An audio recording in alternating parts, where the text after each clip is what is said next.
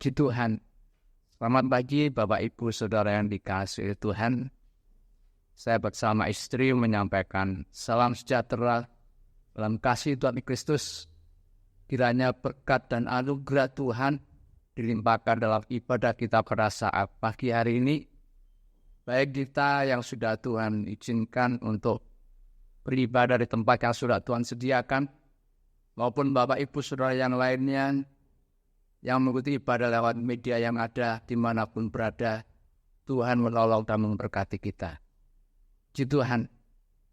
Bapak Ibu yang dikasihi Tuhan, pagi hari ini kita kembali memperhatikan firman Tuhan dari kelanjutan kita untuk sama-sama belajar memahami kitab suci kita, yaitu kitab Wahyu, kitab yang terakhir dari Alkitab kita. Kita akan baca dalam Wahyu pasal pertama ayat yang pertama. Inilah wahyu Yesus Kristus yang dikaruniakan Allah kepadanya, supaya ditunjukkannya kepada hamba-hambanya apa yang harus segera terjadi. Dan oleh malaikatnya yang dikutusnya, ia telah menyatakannya kepada hambanya Yohanes. Puji nama Tuhan. Saudara yang dikasihi oleh Tuhan, mengenai kata wahyu. Jadi kata wahyu di sini dalam sejarah gereja itu beraneka ragam pada masa waktu yang berbeda. Tapi meskipun demikian, kata wahyu tetap dipertahankan. Dan kalau kita perhatikan, kalau saya perhatikan ya, isi dari kitab itu tetap sama. Jadi meskipun pada masa-masa waktu yang berbeda mengenai penyebutannya, tapi isi tetap sama. Bapak Ibu Saudara yang dikasihi oleh Tuhan, makna kata wahyu dalam Kamus Besar Bahasa Indonesia itu memiliki arti petunjuk dari Tuhan yang diberikan kepada para nabi dan para rasul. Itu makna kata wahyu dalam Kamus Besar Bahasa Indonesia. Sedangkan kalau dalam bahasa Inggris, wahyu atau revelation, wahyu Tuhan, pengungkapan. Sedangkan dalam bahasa Yunani, ya, wahyu itu apokalipsis, menyingkapkan atau membuka rahasia. Jadi, menyingkapkan atau membuka rahasia. Hal ini merupakan suatu penyingkapan dalam kaitannya dengan isinya. Itu dalam bahasa Yunani apokalipsis. Kembali saya sampaikan, menyingkapkan atau membuka rahasia. Dan hal ini merupakan suatu penyingkapan dalam kaitannya dengan isinya, atau suatu nubuat dalam kaitannya dengan berita tentang alamat dan tujuannya. Itu kata wahyu dalam bahasa Yunani dari apokalipsis. Sedangkan kalau saya perhatikan di dalam studi kitab Wahyu yang disampaikan oleh Pak Pendeta Paulus Frata almarhum, kitab Wahyu itu dikatakan sebagai rahasia di balik tirai. Maksudnya rahasia di balik tirai ini ini dikaitkan dengan kitab Wahyu, kitab yang ke-66 ini, dikaitkan dengan pengajaran tabernakel. Jadi memang dalam pengajaran tabernakel yang diberikan oleh Pak Pendeta F.G. Van Gessel almarhum, dalam Alkitab Susunan Tabernakel yang disampaikan oleh beliau, kitab Wahyu, kitab yang ke-66 ini terkena benda yang namanya tabut perjanjian. Dan tabut perjanjian ini tempatnya itu ada di ruangan Maha Suci. Untuk kita bisa memasuki ke sana, maka harus melewati namanya satu pintu atau tirai. Tirai yang terakhir, yaitu namanya pintu tirai. Tapi sebelum sampai ke pintu tirai, maka harus melewati pintu yang pertama, namanya pintu gerbang. Terus dilanjutkan masuk, terus berjalan ke pintu kemah. Dan yang terakhir nanti memasuki namanya pintu tirai, baru di situ ada benda yang namanya tabut perjanjian. Dalam studi kitab Wahyu, dalam kaitannya dengan tabernakel rahasia di balik tirai. Di nama Tuhan, Bapak Ibu Saudara yang dikasihi oleh Tuhan, kita sebagai orang Kristen harus memiliki suatu keyakinan, suatu panduan yang pasti tentang namanya wahyu. Ya. Dan kita harus dengan tegas, harus dengan yakin bahwa Alkitab kita yang sekarang kita pakai, yang kita baca, yang kita miliki, itu adalah catatan wahyu Allah. Di Alkitab kita yang kita yakini berjumlah 66 kitab. Perjanjian Lama ada 39 kitab, dari kitab Perjanjian sampai kitab Maleakhi. Sedangkan Perjanjian Baru 27 kitab. Ya, dari Perjanjian Baru ada 27 kitab, dari Injil Matius sampai kitab Wahyu. Itu merupakan catatan wahyu Allah yang kita yakini, yang kita miliki sebagai Alkitab yang kita pakai pegangan sekarang ini. Itu sebabnya Bapak Ibu Saudara yang dikasihi oleh Tuhan, untuk kehidupan kita sebagai gereja Tuhan atau sebagai orang Kristen, bisa memahami, bisa mengerti makna wahyu, kitab wahyu secara khusus. Yang dimaksud dengan kitab wahyu secara khusus ini kitab yang terakhir, kitab yang ke-66,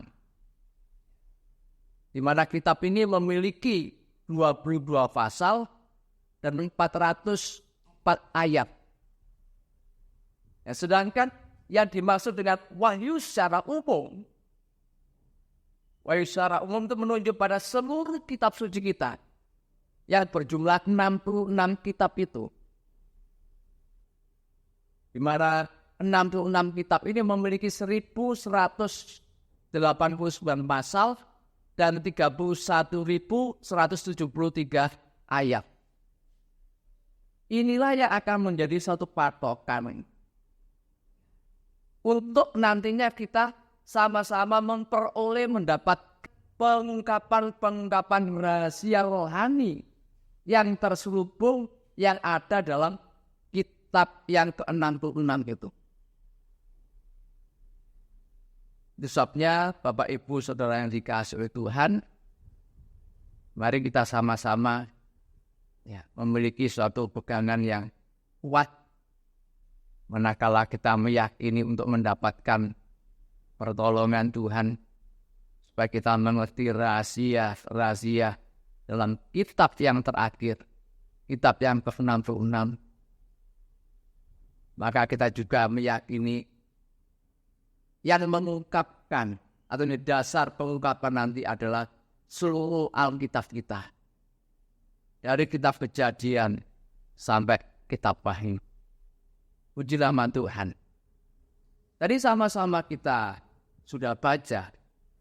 Katakan, ya, inilah wahyu Yesus Kristus yang dikaruniakan Allah kepadanya. Yesus sendiri Yesus sendiri mewahyukan. Sekali lagi, Yesus sendiri mewahyukan karya penebusannya, yaitu kewajiban yang telah dilakukannya sebagai yang diurapi Allah. Itu makna dari inilah wahyu Kristus yang dikaruniakan Allah kepadanya. Kenapa tadi saya katakan bahwa Yesus mewahyukan karya penebusannya? Ini sesuai dengan arti nama Yesus. Kalau kita melihat di dalam Injil Matius pasal yang pertama,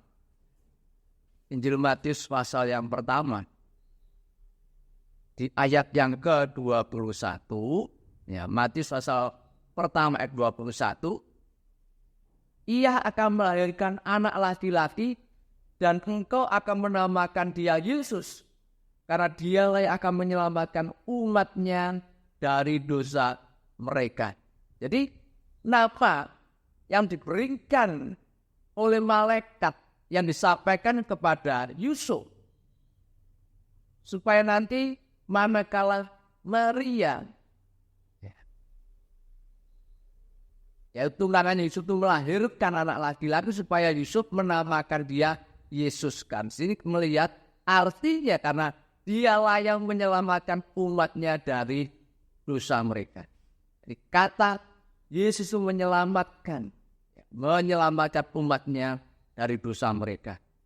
Seperti tadi saya katakan bahwa Yesus sendiri mewahyukan karya penebusannya, yaitu suatu kewajiban yang telah dilakukannya sebagai yang diurapi oleh Allah, Yesus Kristus. Demikian juga dengan kata Kristus. Kristus itu terjemahan dari bahasa Yunani dari kata Ibrani Masyiach atau Mesias, Al-Masih, yang artinya yang diurapi oleh Tuhan.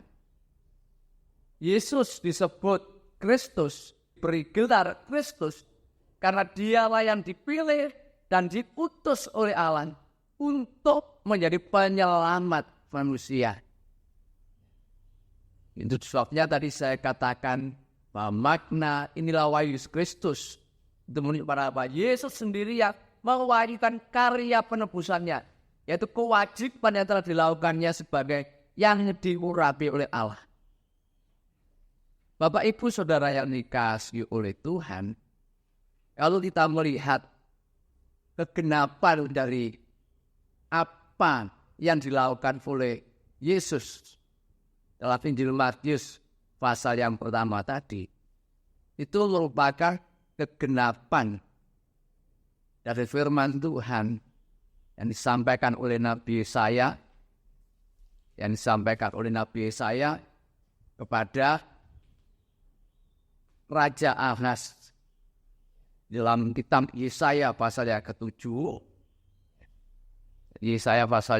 kita baca Yesaya pasal yang ke-7 ayat yang ke-14. Demikian, sebab itu Tuhan sendirilah yang akan memberikan kepadamu suatu pertanda. Sesungguhnya seorang perempuan muda mengandung dan akan melahirkan seorang anak laki-laki, dan ia akan menamakan dia Immanuel. Ya. Saudara yang dikasihi oleh Tuhan, dalam konteks Yesaya pasal yang ke-7, saudara, ayat mulai dari yang kita akan baca ayat ke-14 ini, di situ kita melihat bagaimana Tuhan menyampaikan atau Tuhan mengutus Nabi Yesaya untuk disampaikan kepada Raja Ahaz. Raja Ahaz ini raja dari Yehuda.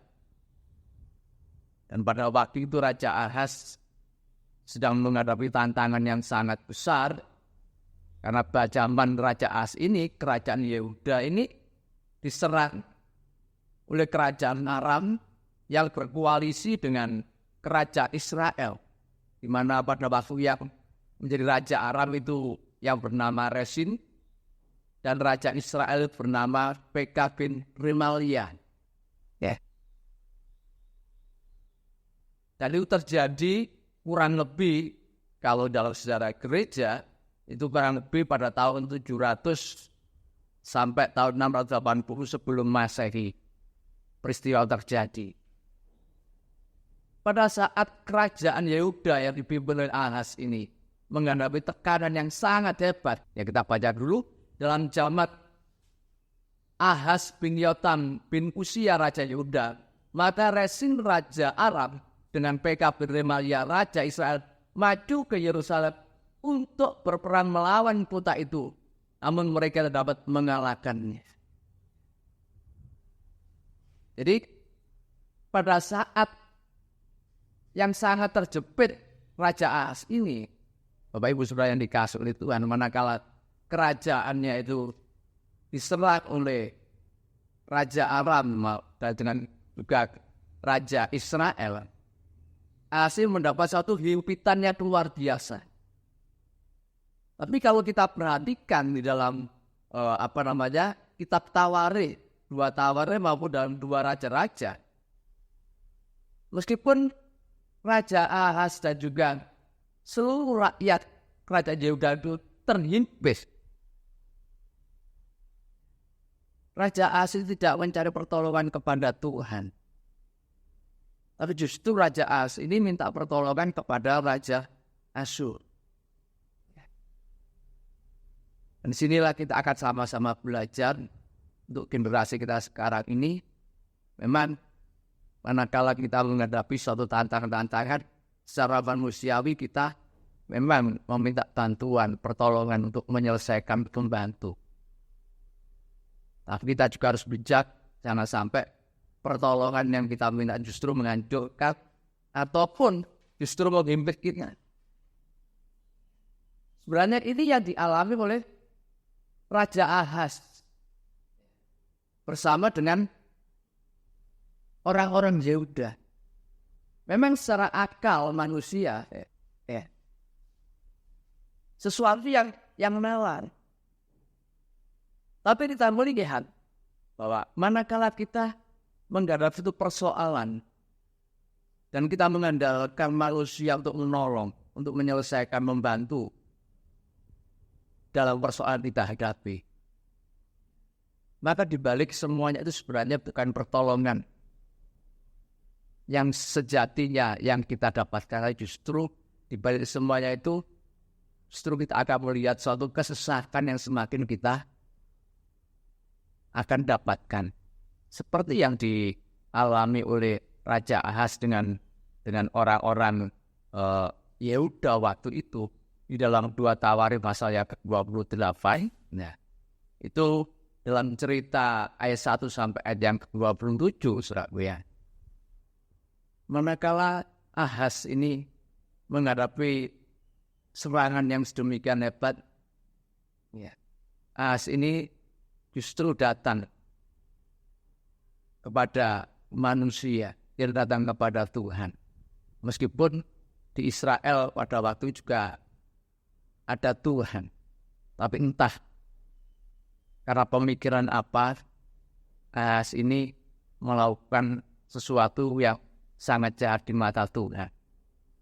Kita baca ayat yang ke-19, saudara ya. Kalau ayat yang pertama, demikian dulu sebelum nanti kita akan baca 19. Ahaz berumur 20 tahun pada waktu ia menjadi raja, dan 16 tahun lamanya ia memerintah di Yerusalem.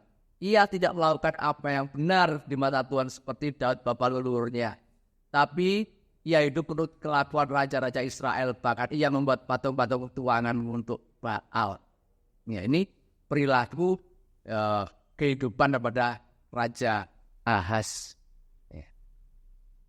Dan kalau kita terus membaca ayat selanjutnya, suatu saat Tuhan izinkan ya, Raja Aram yang koalisi dengan Raja Israel itu menyerang kerajaan Yehuda.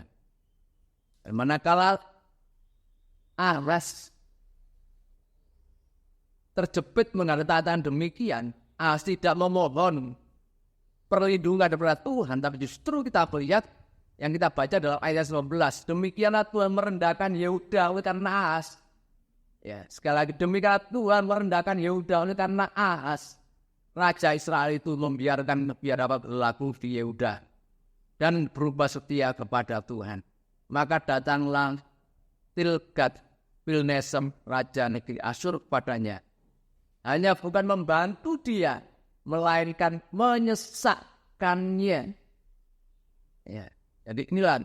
Jadi pada waktu Raja Aram maupun Raja Israel itu menyerang kerajaan Yehuda, Ahaz ini tidak meminta pertolongan Tuhan, tapi meminta kepada Raja Asyur.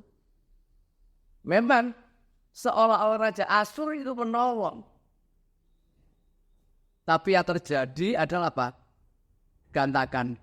Datanglah Tilgat-Pilneser raja negeri Asyur padanya.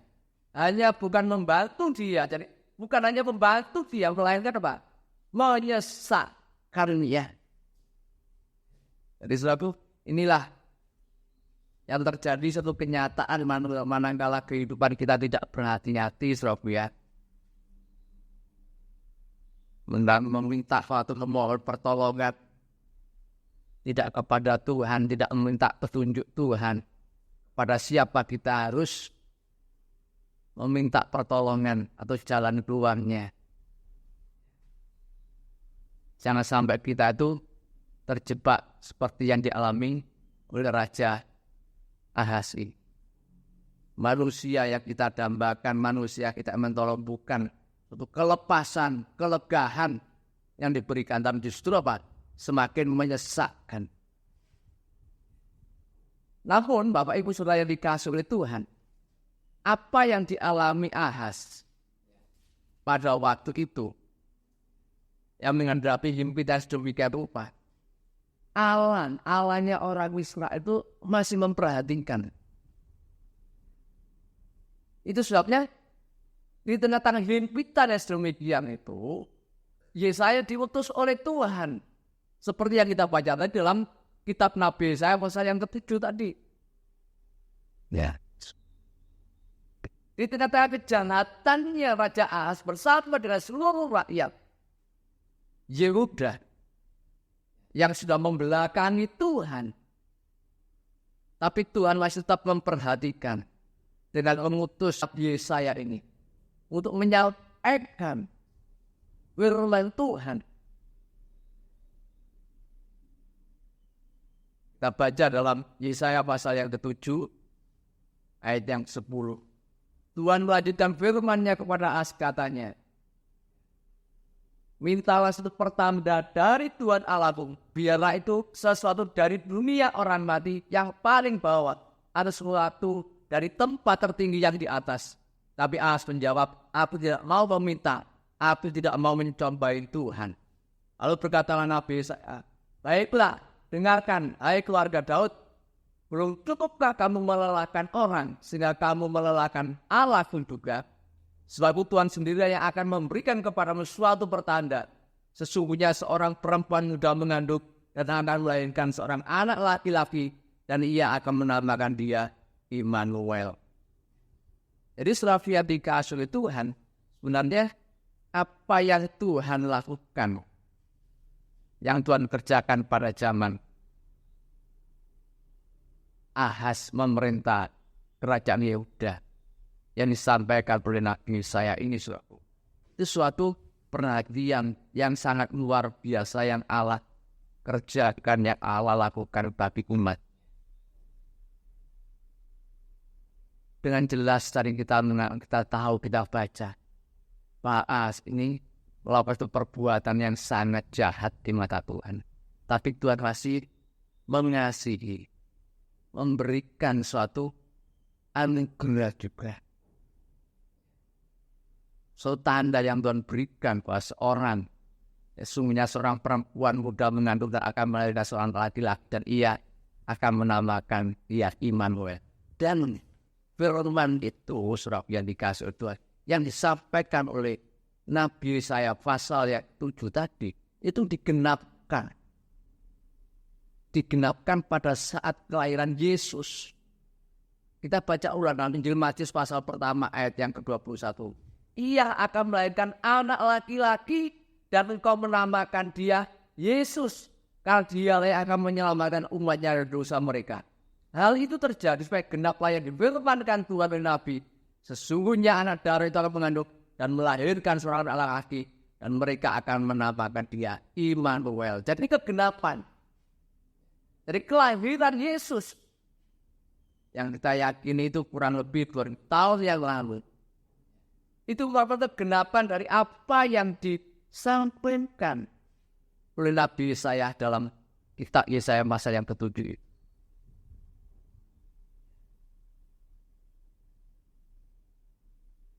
Anak laki-laki itu bernama Yesus. Mereka akan menamai dia juga Immanuel, yang artinya Allah menyertai kita. Yesus itu yang menyelamatkan. Yesus itu yang menebus. Dialah yang akan menyelamatkan umatnya dari dosa mereka. Dia yang menebus dosa manusia, dosa umatnya. Jadi Bapak Ibu Saudara yang dikasihi oleh Tuhan, yang artinya apa yang tadi saya sampaikan itu, saudara, bahwa anugerah keselamatan yang Tuhan berikan bagi umatnya, bagi manusia. Anugerah keselamatan yang Tuhan berikan kepada manusia, itu adalah benar-benar murni anugerah Tuhan. Bukan karena kebaikan manusia sehingga Tuhan memperhatikan manusia, sehingga Tuhan menyelamatkan manusia. Bukan. Kita harus menyadari, kalau kita sekarang ini mendapatkan keselamatan dalam Yesus Kristus, itu juga anugerah Allah yang kita dapatkan sekarang lewat iman kita. Dalam nubuatannya yang pada waktu disampaikan oleh Nabi Yesaya, pada saat zamannya Raja Ahaz memerintah kerajaan Yehuda, tanda yang Tuhan berikan bahwa darah itu mengandung dan melahirkan seorang laki-laki dan berdia nama Immanuel, menurut pada pribadi Yesus Kristus. Itu adalah untuk menebus umatnya, untuk menyelamatkan umatnya. Bapak Ibu Saudara yang dikasihi Tuhan, dalam hal ini kita harus benar-benar menyadari kalau kehidupan kita sekarang ini sudah mendapatkan keselamatan yang Tuhan berikan, ya, kita harus menyadarinya juga bahwa apa yang kita dapatkan itu adalah murni kasih karunia Tuhan. Bukan dari usaha baik kita atau karena perbuatan kita yang sudah baik sehingga Tuhan menyelamatkan kita. Bukan. Tujuannya apa, Bapak Ibu Saudara yang dikasihi oleh Tuhan? Kalau kita menyadari, memahami hal yang demikian, maka kita menjadi orang Kristen, menjadi umat Tuhan yang bisa menghargai anugerah yang Tuhan berikan dalam kehidupan kita ini. Kita tidak mudah menyia-nyiakan anugerah keselamatan itu. Kita baca dalam Roma pasal yang kelima. Roma pasal yang kelima ayat yang ke-8. Demikian. Hasil pembenaran. Akan tetapi Allah menunjukkan kasih-Nya kepada kita oleh karena Kristus telah mati untuk kita ketika kita masih berdosa. Sekali lagi, bahwa Kristus telah mati untuk kita ketika kita masih berdosa. Lebih-lebih karena kita sekarang telah dibenarkan oleh darah-Nya, kita pasti akan diselamatkan dari murka Allah. Sebab jikalau kita ketika masih terus diperdamaikan dengan Allah oleh kematian-Nya, lebih-lebih kita yang sekarang telah diperdamaikan pasti akan diselamatkan oleh hidupnya. Di sini kita melihat bagaimana Rasul Paulus merasakan anugerah yang didapatkan lewat kurban Kristus di atas kayu salib. Rasul Paulus menyadari manakah dirinya dijangkau, diselamatkan oleh Tuhan sendiri. Bukan pada saat Rasul Paulus menjadi seorang yang sudah baik, kan. Tapi manakala waktu itu Rasul Paulus dalam kondisi orang yang sangat jahat, memiliki tipe yang sangat jahat sekali. Meskipun waktu itu Rasul Paulus, namanya Saul, itu mengatasnamakan keyakinannya sebagai seorang Israel, sebagai seorang Yahudi. Tapi justru perilakunya itu menganiaya, bahkan setuju untuk membunuh umat Tuhan. Tapi Rasul Paulus menyadari dirinya sedemikian tadi jahat. Rasul Paulus mendapatkan kasih karunia Tuhan, diselamatkan oleh Tuhan. Sehingga Rasul Paulus mengatakan tegas, ya, akan tetapi Allah menunjukkan kasih-Nya kepada kita oleh karena Kristus telah mati untuk kita ketika kita masih berdosa. Saudaraku yang dikasihi Tuhan, dengan kata lain, kalau kita sudah mengenal, kalau kita sudah mendapatkan anugerah keselamatan, kembali lagi itu adalah kasih karunia, di mana Tuhan memperhatikan kita murni, sungguh-sungguh Tuhan memperhatikan kita. Sehingga kita tidak ada suatu kebanggaan manakala kita sudah diselamatkan, mendapatkan keselamatan lewat iman kita kepada Tuhan Yesus Kristus, seperti juga yang dituliskan oleh Rasul Paulus dalam surat Efesus, ya. Surat Efesus pasal yang kedua. Efesus pasal yang kedua kita baca ayat yang ke-8, ya. Sebab karena kasih karunia kamu diselamatkan oleh iman, itu bukan hasil usahamu, tetapi pemberian Allah. Itu bukan hasil pekerjaanmu. Jangan ada orang memegahkan diri. Karena kita ini buatan Allah, diciptakan dalam Kristus Yesus untuk melakukan pekerjaan baik yang dipersiapkan Allah sebelumnya. Ia mau supaya kita hidup di dalamnya. Dengan tegas dikatakan bahwa karena kasih karunia kita diselamatkan, itu bukan hasil usaha diri kita, itu murni pemberian Allah. Sehingga kita tidak bisa bermegah atas apa yang sudah kita dapatkan, apa yang sudah kita miliki lewat iman kita kepada Yesus Kristus. Di mana lewat iman itu, dikatakan lewat iman itu kita bisa melakukan perbuatan Allah. Seturut dengan perbuatan Allah, perbuatan pekerjaan yang baik yang bisa kita lakukan. Jadi kalau kita sekarang bisa melakukan perbuatan baik yang dikerjakan Allah dalam kehidupan kita, itu menunjukkan bahwa kemampuan Tuhan Kristus, kemampuan Allah, kita sanggup mengubah sifat karakter manusia. Manakala kita mau menghargai kurban Kristus kayu salib, siapapun kita yang adalah dalam Kristus itu adalah sebagai suatu ciptaan yang baru. Ini yang perlu kita benar-benar tanamkan dalam hati kita. Kepada siapapun juga manusia, Tuhan sanggup mengadakan demikian. Dalam 2 Korintus pasal yang ke-5, 2 Korintus pasal yang ke-5 ayat yang ke-17. Jadi siapa yang ada dalam Kristus, ia adalah ciptaan baru, yang lama sudah berlalu, sesungguhnya yang baru sudah datang. Dan semuanya ini dari Allah, yang dengan perkataan Kristus telah mendamaikan kita dan dirinya, dan ia telah mempercayakan pelayanan pendamaian itu kepada kami. Sebab Allah mendamaikan dunia dengan dirinya oleh Kristus, dengan tidak memperhitungkan pelanggaran mereka. Ia mempercayakan berita pendamaian itu kepada kami.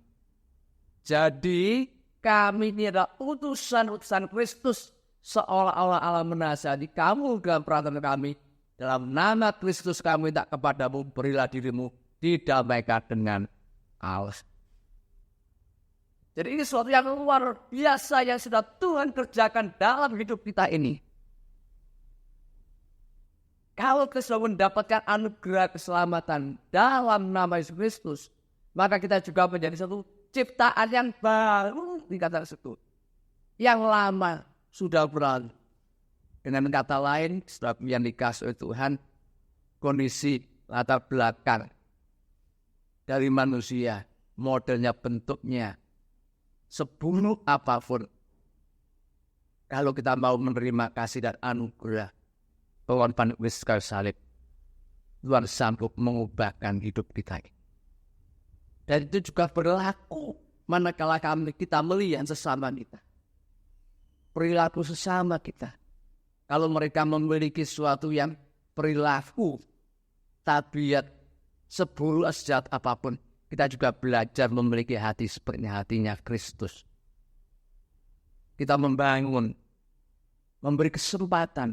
Kalau mereka mau menerima Yesus, mereka pun juga bisa diubah oleh Tuhan. Sama seperti kita sudah diubah oleh Tuhan. Menjadi suatu ciptaan yang baru. Dan luar biasanya lagi, setelah kita diciptakan ciptaan yang baru, Tuhan memakai kita. Tuhan mengutus kita. Jadi kami adalah utusan-utusan Kristus. Seakan-akan Allah mengasihi kamu dengan perantara kami dalam nama Kristus. Kami minta kamu berilah dirimu didamaikan dengan Allah. Ada menjadi alat-alatnya Tuhan. Menjadi saksi-saksinya Tuhan.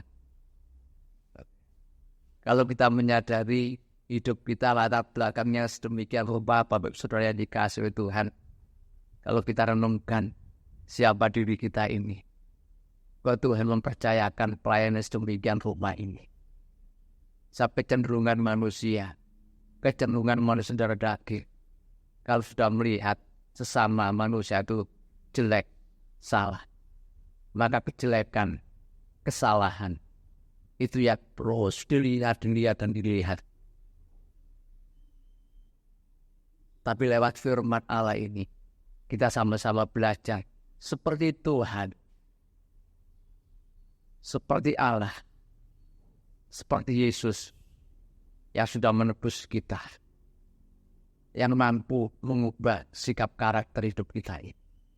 Ya, demikian juga kita belajar terhadap sesama kita, mulai dari lingkup yang terkecil, dalam nikah rumah tangga. Kita harus memiliki hati seperti hatinya Kristus. Kalau mereka mau menerima Kristus sebagai Tuhan dan Juru Selamat, Tuhan sang memberikan keubahan dalam hidupnya. Menjadi perilaku yang baru. Jadi ciptaan-ciptaan yang baru. Memang Bapak Ibu Saudara dikasihi Tuhan, ini gak mudah bagi manusia darah daging kita ini. Ya. Tapi kita pun harus tetap belajar. Sekali lagi, tetap belajar bagaimana Tuhan mempersiapkan diri kita ini sebagai alatnya. Seperti yang tadi dikatakan dalam Efesus tadi, ya, pasal yang kedua, sekali lagi Efesus pasal yang kedua tadi katakan, karena kita ini buatan Allah diciptakan dalam Yesus untuk melakukan pekerjaan baik yang dipersiapkan Allah sebelumnya. Ia mau supaya kita hidup di dalamnya. Ini yang Tuhan persiapkan dari kita ini. Ya, kita sudah menerima anugerah keselamatan oleh Kristus. Kita sudah diubahkan hidup kita. Maka kita juga harus mempersiapkan diri untuk kita juga mau hidup di dalamnya. Kita juga akan dipakai oleh Tuhan sebagai alat-alat untuk hormat dan kemuliaan bagi nama Tuhan. Puji nama Tuhan. Itu yang kita dapatkan dalam kitab Wahyu pasal yang pertama tadi. Bahwa inilah wahyu Kristus yang dikaruniakan Allah kepadanya. Ini menyebabkan keselamatan. Ya. Keselamatannya sudah Tuhan kerjakan. Ini bukan sesuatu yang kebetulan, tapi memang ini suatu kewajiban dilakukan oleh Yesus sebagai yang diurapi Allah. Dan kehidupan kita sudah menjadi sasaran hadirat Tuhan.